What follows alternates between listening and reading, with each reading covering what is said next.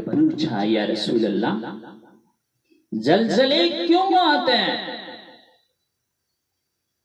تو میں یہ ترمذی کی روایت پیش کر رہا ہوں، بڑی غور سے سنیں۔ آپ نے فرمایا اذا اتخذ الفیء عضلا، جب حکومت کے مال کو حکومت کے کارندے خود کھانا شروع کر دیں گے، حکومت کے مال کو حکومت کے کارندے خود سے کھانا شروع کر دیں، اور آگے فرمایا والامانۃ مغنما، امانت ہڑپ کر جائیں گے، امانت کو کھا جائیں گے۔ امانت کو ہڑپ کرنا ہنر سمجھا جائے گا، دھوکہ دینا ہنر سمجھا جائے گا، فراڈ کرنا ہنر سمجھا جائے گا۔ والامانۃ مغنما، اور آگے کیا ہوگا؟ والزکاۃ مغرما، لوگ زکات دینا چھوڑ دیں گے، مالدار لوگ بخیل ہو جائیں گے۔ والزکاۃ مغرما، اور آگے کیا ہوگا؟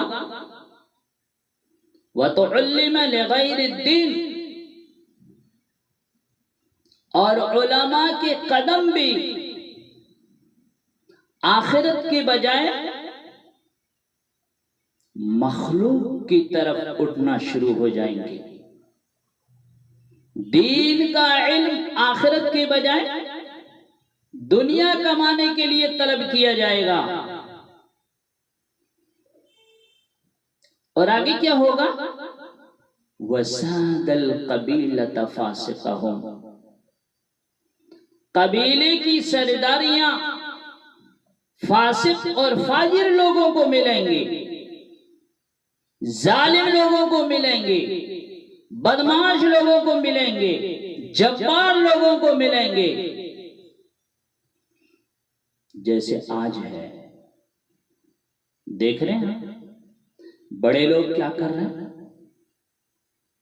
ایسے میں تو ساری زمین کو ہلانی چاہیے، لیکن اللہ کا شکر ہے کہ اس نے زمین کے ایک حصے کو ہلا کر ہمیں کہا ہے کہ اللہ سے توبہ کرو۔ آگے کیا ہوگا؟ وَكَانَ رَئِيسُ الْقَوْمِ أَرْضُلَهُمْ، حکومت نکمے ترین انسانوں کے ہاتھ میں ہوگی،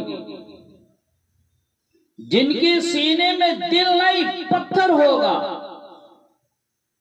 ان کے سینے میں کوئی ہمدردی نہیں، کوئی محبت نہیں، کوئی پیار نہیں، صرف ان کا اپنا پیٹ نظر آئے گا۔ ان بدبختوں کو ان کے علاوہ باقی کچھ نظر نہیں آئے گا۔ آگے کیا ہوگا؟ تکرم الرجل مخافۃ شرہ، لوگ ایک دوسرے کو دیکھ کر سلام کریں گے، پر دل میں کینہ ہوگا، بغض ہوگا، عداوت ہوگی، دشمنی ہوگی، پر سلام کریں گے ان کے شر سے بچنے کے لیے، اس کی مصیبت سے بچنے کے لیے، اس کے پریشانی سے بچنے کے لیے۔ آگے کیا ہوگا؟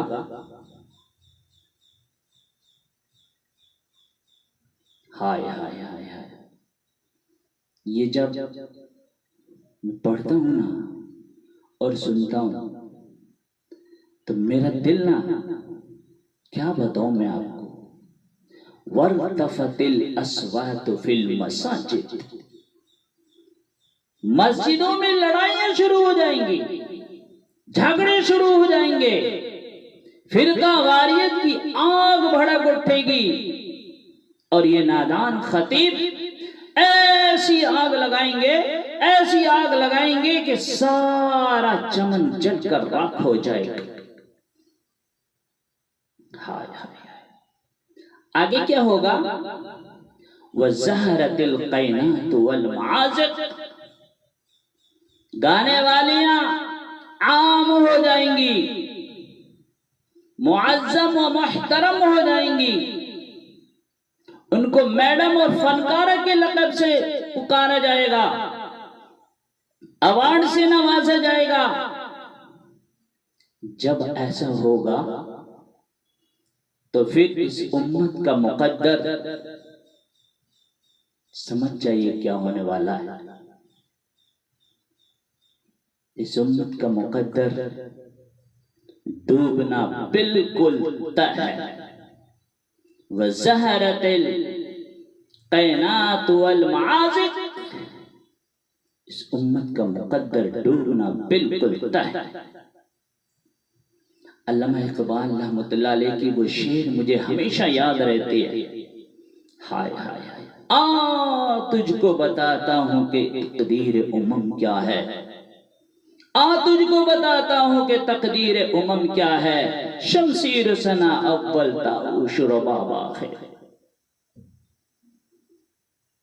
اپنے رسول کی نہیں مانتے نا تو کم سے کم اپنے شاعر کی مان لو۔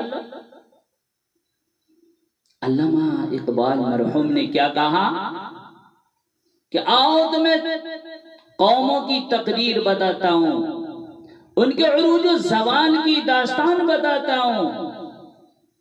فرمایا کہ جب قومیں ابھرتی ہیں اور عزت کی سیڑھیوں پر چڑھتی ہیں اور اقتدار کی منبروں کو مزین کرتی ہیں تو پھر ہائے ہائے ہائے کیا ہوتا ہے؟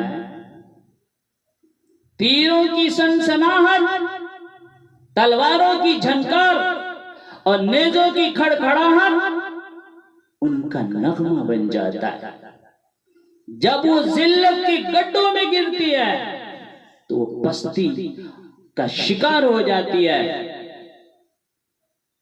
اور بے حس ہو کر مردہ ہو جاتی ہے، تو پھر طبلہ اور سارنگی ان کا فن بن جاتا ہے۔ تو اس لیے میرے بھائیو، قوموں کا زوال ان کی موسیقی ہے، قوموں کا عروج ان غلاظتوں سے نکلنا ہے۔ اس لیے میرے بھائیو اور دوستو، اللہ پاک جب چاہتا ہے اس زمین کو ہلا کر رکھ دیتا ہے۔ جب جب بھی ہمارے اعمال بگڑتے ہیں، اس دھرتی پر گناہ سرزد ہوتا ہے، اللہ اس دھرتی کو ہلا کر رکھ دیتا ہے۔ اللہ ہمیں نیک عمل کرنے کی توفیق عطا فرمائے، ہر بری چیز سے ہماری حفاظت فرمائے، آمین۔ وآخر دعوانا ان الحمدللہ رب العالمین۔